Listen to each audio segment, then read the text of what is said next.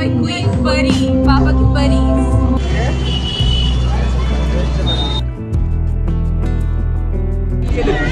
Na eta de.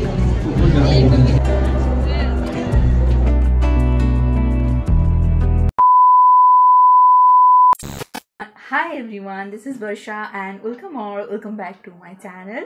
আজকে হলো 21st October আর আজকে হলো কালী পুজোর পরের দিন আর কালী পুজো মানে আমাদের তমলুকে বিশাল বড় করে কালী পুজো হয়।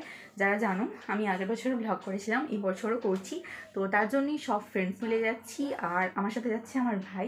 আমি অলরেডি রেডি, তো লুকটা আমি পরে গিয়ে দেখাবো।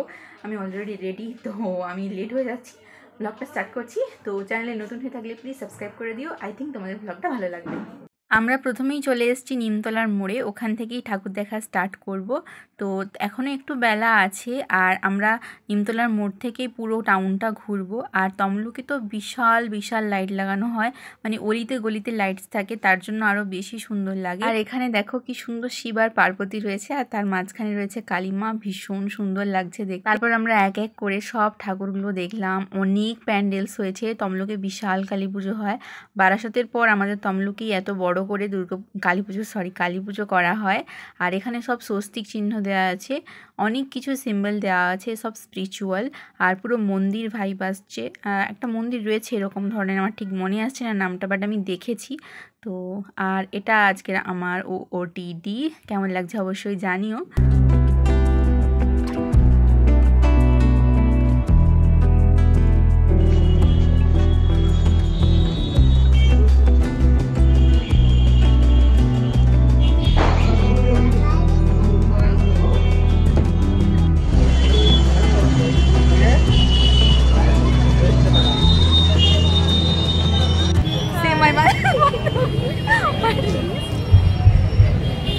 দারুণ দারুণ দারুণ, অনবদ্য খুব সুন্দর প্যান্ডেলটা। হাই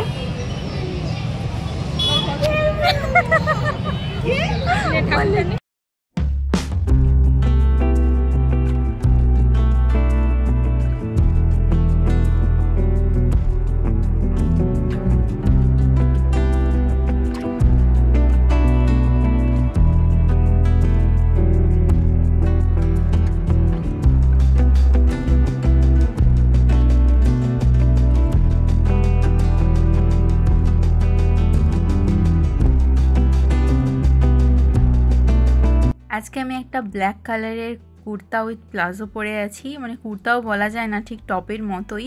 আর তার সাথে একটা পিঙ্ক কালারের ওড়না দুপাট্টা। এটা আসলে আমার মায়ের খুব ইচ্ছে ছিল যে আমাকে একটা ব্ল্যাক কালারের ড্রেস পরাবে, তো দুর্গাপুজোর শেষে আই থিঙ্ক মা এটা অর্ডার দিয়েছিল, মিন্ত্রা থেকেই নিয়েছি।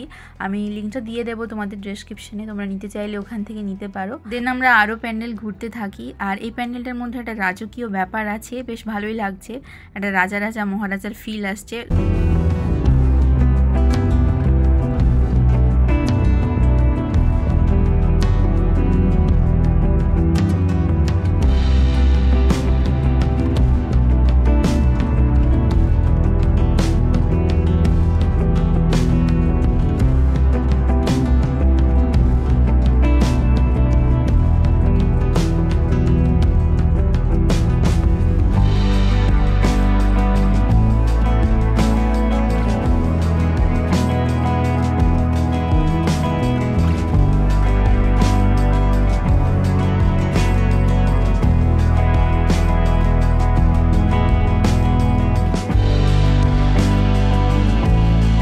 এরপর চলে এসেছি আমরা হ্যামিল্টন স্কুলের মানে মাঠে একটা ঠাকুর হয়েছে, মানে প্যান্ডেলটা হয়েছে, এটাও খুব সুন্দর প্যান্ডেলটা। আর এখানে এত সুন্দর গান বাজছিল আমি নিজেকে কন্ট্রোল করতে পারিনি, তাই দুটো ছেলে পেছন দিকে দেখছে, ওরা অনেকেই দেখছিল, তো আমাকে পাগল টাগল মনে করেছে। যাই হোক, আমার তো ভালো লাগছিল বলে আমি গান করছিলাম। গানটা ওল্ড বাট একটা অথেন্টিক ভাইব আছে, বেশ ভালো লাগছিল তাই। আর সন্ধে যেহেতু হয়ে গেছে, অনেকটা সন্ধেই হয়ে গেছে, তো আমরা তো আর বেশিক্ষণ ঠাকুর দেখতে পারবো না।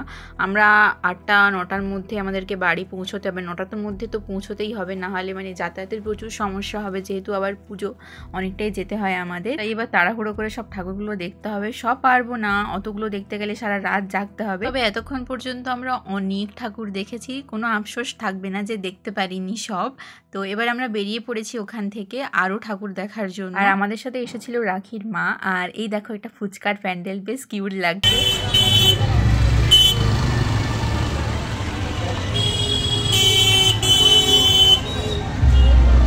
দিওয়ালি বা কালী পুজোর মেন অ্যাট্রাকশন হলো যে লাইট, ভোরে ভোরে লাইট থাকবে অলিতে গলিতে, তবেই না মনে হবে কালী পুজো এসছে। আর এখানে তো অলিতে গলিতে অলিতে সব জায়গায় লাইটস দেওয়া থাকে। আর এই কিউট কালীটা কোনো কথা হবে না বস। কলকাতার দুর্গাপুজো তো সবাই দেখেছো, কিউট দুর্গা, আর আমাদের তমলুকের কিউট কালী, এটাও প্রচুর প্রচুর ভাইরাল হয়েছে। তারপর আমরা এসেছিলাম উত্তরণী। এখানে তো ঢোকা যাবে না, এত ভিড় ছিল, আর আমরা ঢোকারও চেষ্টা করিনি। এটা দেখতে হলে পুরো রাত জাগতে হবে। আর এত লাইন ছিল, ওই দেখো লাইন দিয়েছে, এটা তো তবে শুরু, সেই রোড থেকে পুরো লাইন চলছে। এটা আমাদের দ্বারা পসিবল নয়। আমি তো দেখে অবাক যে এত এত ভিড় কালী পুজোর পরের দিন।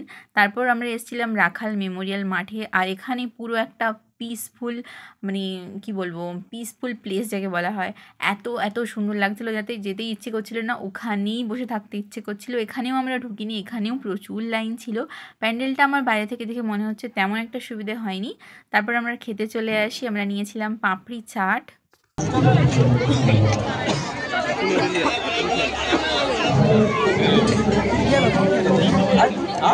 নিয়েছিলাম পকোড়া আর মোমো। মোমোটার ভিডিওটা করা হয়নি। তারপর ভাই একটা মকটেল নিয়েছিল আর রাখে একটা ওরিও শেক নিয়েছিল। আমি কোনোটাই খাইনি, যেহেতু দুটোই ঠান্ডা ছিল, আমার গলার অ্যালার্জি প্রবলেম আছে তাই জন্যই আর কি। তো এখানেই আমাদের খাওয়া দাওয়ার পর্ব শেষ হতে চলেছে, কারণ অনেকটা লেট হয়ে গেছে।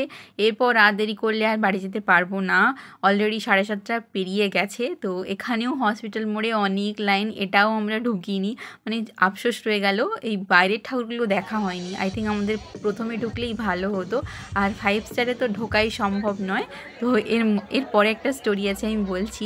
এত ভিড় দেখছো, এর যে লাইন পেছন দিক থেকে অনেক দূর পর্যন্ত চলে গেছে, এটা আমাদের ধারণা ছিল না। আমরা ভেবেছিলাম যে সামনে দিয়েই সবাই ঢুকছে, তাই আমি আর আমার একজন ফ্রেন্ড ঢোকার চেষ্টা করেছিলাম, বাট আমরা ঢুকতে পারিনি। ওখানে অনেক গার্ডস ছিল, তারাই আমাদেরকে ঢুকতে দেয়নি, তো আমাদেরকে চলে আসতে হলো। আমাদের প্রচুর আফসোস রয়ে গেছে। অন্তত 5 স্টারটা দেখার প্রচুর ইচ্ছা ছিল, কারণ এখানে সব থেকে বড় 5 স্টারই।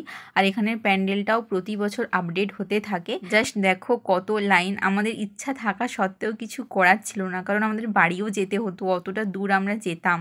তো যাই হোক, কিছু তো করার নেই। আর গার্ডসদেরকেও আর কি বলবো, তারা তো মানে যারা ঘন্টার পর ঘন্টা লাইন দিয়ে আছে, তাদেরকেও তো ঠাকুর দেখতে দিতে হবে। তো এই দেখো লাইনটা এই জাস্ট শুরু হয়েছে, ঘন্টার পর ঘন্টা মানুষ দাঁড়িয়ে আছে, অপেক্ষা করছে ঠাকুর দেখার জন্য। তো তার থেকে তো আমরা কিছুই করিনি, তাই না? তো এখানেই আমি ব্লগটা শেষ করছি। আশা করছি তোমাদের ভালো লেগেছে। অবশ্যই চ্যানেলে নতুন হয়ে থাকলে প্লিজ সাবস্ক্রাইব করে দিও, আর ভালো লাগলে একটা লাইক করো, আর প্লিজ ভালো লাগলে একটা ভালোবেসে কমেন্ট করে দিও। তবে আজ আসি, দেখা হচ্ছে পরের একটা ভিডিওতে। ওকে, বাই।